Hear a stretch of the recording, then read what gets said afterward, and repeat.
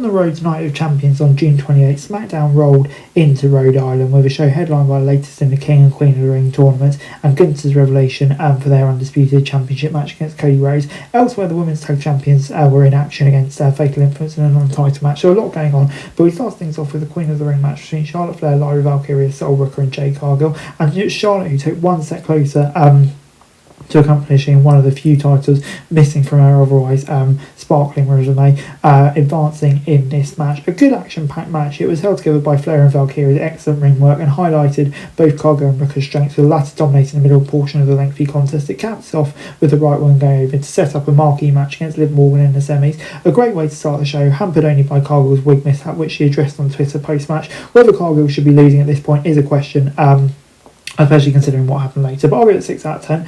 As we then moved on to Paige and Brie Bella versus Lainey Reid and Fallon Henley in a non-title match, and yeah, it took a hit here as their title aspirations, as not even the presence of Jacy Jane at ringside could help them win here. Capitalising on the distraction at Jane's ejection caused, Paige scored the victory for the women's tag champs by catching Henley with a small package. A fine match for the most part, with a few good spots and a big win for the underutilised champion, but this was a textbook case of WWE booking itself into the corner. Neither the champs nor the prospective challengers could afford a loss, yet they booked anyway. Why does cheating not help Henley and Reid win? Why should fans care about challenging Paige and Brie in the title match? Are kind of the key questions I came away from this with, so I'm going to give it a 5 out of 10.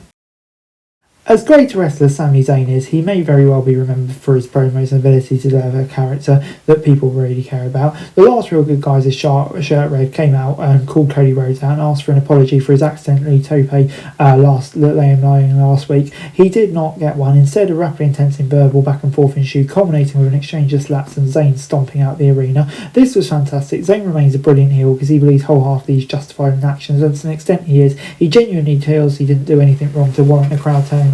Since then, it's another story. His self-righteous stick is fantastic, and he's going to tank himself into another babyface run, probably at the expense of Rhodes if WWE is not careful.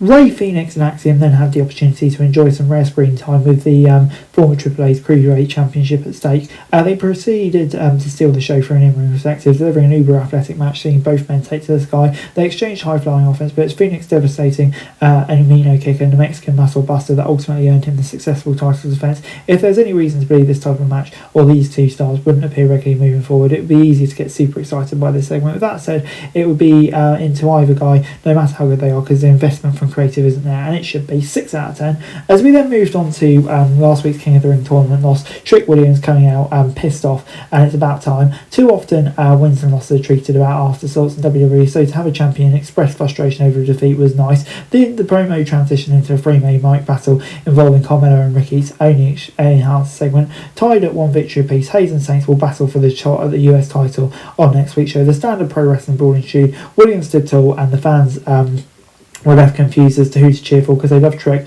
but were equally behind Hayes. A solid segment featuring a ton of charisma in one ring that even then still feel unrealised. More mic time equals increased confidence and a chance to connect with audiences, so good stuff.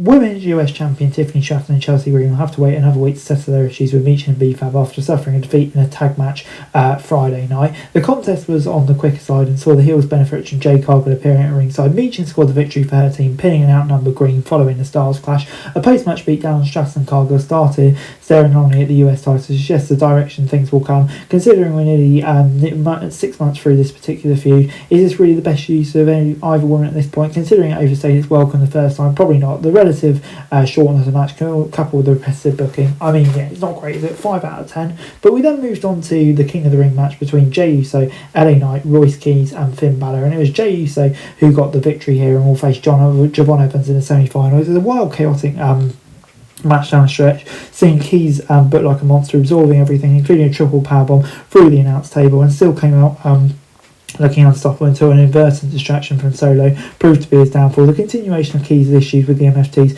Knight's rivalry with the Bloodline, and Uso's attempt to expand his family's dominance over SmackDown by winning King of the Ring and challenging Cody for the title were all woven nicely into this to create a strong, quality, entertaining main event as the company continues to thrive when booking multi-man matchups. So I'm going to give it a 7 out of 10.